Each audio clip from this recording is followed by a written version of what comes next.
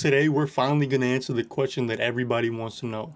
Does size matter in NCAA football? So basically what I did was I went to Alabama's roster. I made every single player 5'5", from the starters to the bench players, just to make sure if anyone got in on special teams, they were going to be 5'5".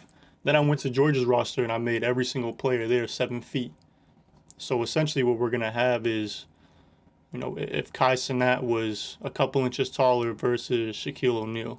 Now, I recorded this a couple of months ago, so I don't even remember how this game ends, but this looks absolutely ridiculous. Yo. I guess the question that people really want answered is, how much does height and physics play a role in this game? You see this man getting tossed around like a rag doll, and I expected that, but I didn't expect the D-line to get absolutely no penetration against these guys. Like me personally, I'm stepping over them, or at least jumping over them. Like, damn. Really a bunch of trees versus ants.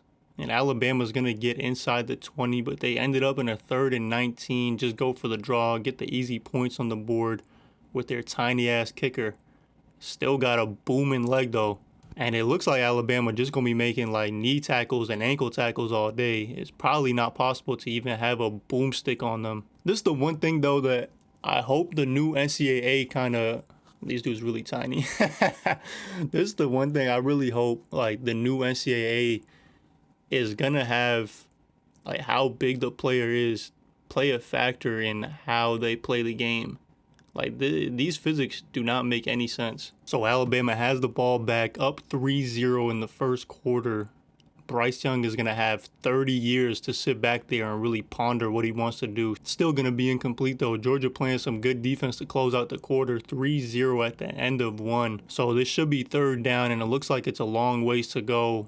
But Alabama can't get to the sticks. So with Georgia having the ball again, they need to get something going. But of course, somehow this man gets pile driven to the ground by a midget. Is that a politically incorrect thing to say? Is midget like a bad word now? I guess I could call them dwarves instead. And if YouTube come at me for it, I mean, it's in the context of Lord of the Rings, you feel me? These are just dwarves out here. So the big time stop there is going to push him to 3rd and 13. Bryce Young still somehow has all day to throw, and he finds his receiver on the sideline. Georgia's going to force him into another 3rd down, but this time looks like they're going to get some pressure, and that probably should be a forced fumble, but Alabama's going to settle for another field goal. Still a one-possession game now. If Georgia doesn't get any type of momentum going into the half, it really might be slow for them. There's no way this man just got hurt by a 5. Yo, I refuse to believe my man just got hurt like that.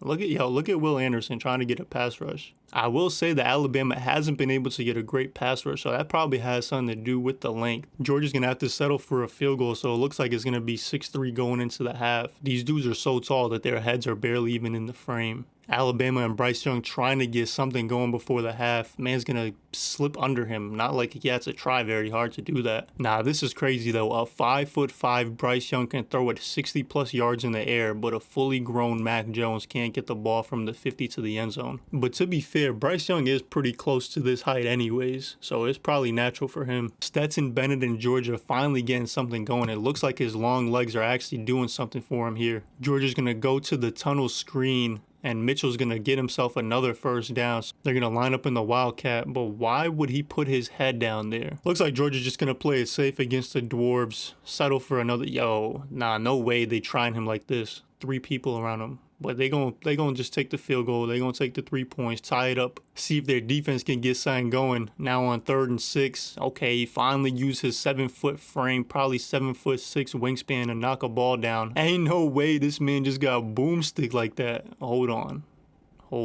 What is going on here? A lot of weird shit be going on in this game, dog. Okay, this man gonna finally put his shoulder down against a little boy. 4th and 5, Georgia gonna go for it. That's probably why they ran that draw. They knew that they was gonna go for it. They gonna complete it down the sideline. This is the closest that Georgia's been to the goal line all day. Probably the closest that any team has been. And my man's gonna get attacked by the army of ants. So we're going into the 4th quarter, tied at 6. Georgia's gonna finally break that tie, and they got a touchdown lead, and Alabama's stuck in a 3rd and 9, gonna run a draw for whatever reason. Georgia can essentially put this game away if they put some points on the board this drive, and of course, my dog gonna get boomed.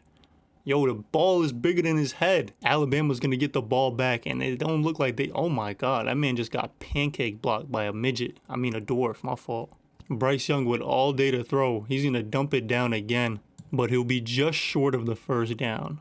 Just short. 3rd and 4, the Alabama receiver is going to drop it, but it looks like the ref's calling offsides, and this is a huge penalty. On 3rd and 10, Bryce Young is going to drop back, and he's going to find his receiver over the middle to force this game to overtime. Alabama is going to start with the ball first, which is definitely less than ideal, and Bryce Young finally going to get thrown to the ground by Jalen Carter, but somehow they convert the 3rd and 18. I don't even know how this man could possibly throw over that defensive line. Bryce Young going to use his tiny little legs to finally run it in for the touchdown, and now Georgia needs to answer to have a chance at this one.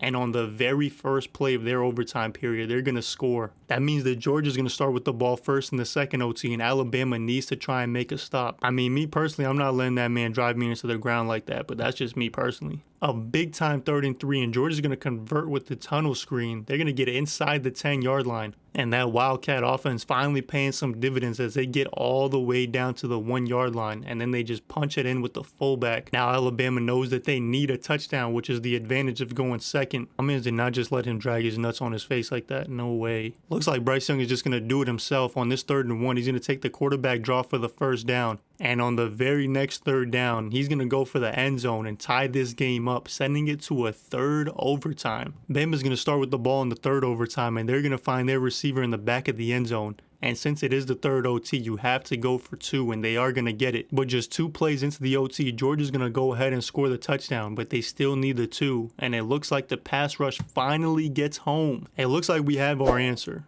The motion of the ocean is more important than the size of the boat. Nah, this shit is truly unbelievable. But at least Alabama had Bryce Young at his normal height.